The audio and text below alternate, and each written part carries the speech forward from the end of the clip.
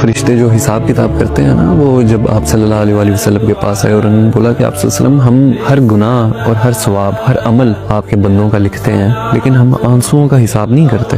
تو آپ صلی اللہ علیہ وآلہ وسلم نے فرمایا کہ ایسا کیوں کہ تم آنسوؤں کا حساب نہیں کرتے؟ آنسو بھی تو عمل ہی ہے، یہ بھی تو ایک طریقہ ہے اللہ تعالیٰ سے معافی مانگنے کا، یہ بھی تو ایک طریقہ ہے اللہ سے کچھ مانگنے کا، یہ بھی تو ایک دعا ہے، عبادت ہی ہے یہ. تو فرشتوں نے بولا کہ آپ صلی اللہ علیہ وآلہ وسلم آنسو جو ہے نا ان کا حساب اتنا بڑا ہے کہ ہمارا سارا حساب کتاب خراب ہو جاتا ہے. کتنا بڑا ہے ایک آنسو کا، کتنا ہی حساب ہوگا. بولا کہ ایک آنسو ہے نا اگر انسان کی آنکھوں سے گرے تو اس کا حساب ایسا ہے کہ جہنم کی آگ جتنی بھی آگ ہے نا اس پر حرام کر دی جاتی ہے. ہم ایسا حساب نہیں کر سکتے، یہ حساب کتاب کرنے کے لیے اللہ تعالیٰ کا ایک اور نظام ہے، یہ ہم نہیں کر سکتے. اتنا مشکل حساب ہے ایک آنسو کا کہ ہم یہ کر ہی نہیں سکتے. تو جو شخص اپنا دکھ اللہ کو بتاتا ہے، اللہ سے دوستی اس نے لگائی ہے، اپنی خوشی بھی اس کو بتاتا ہے، اپنا دکھ بھی اس کو بتاتا ہے، تو اس انسان سے بہتر انسان کون ہے؟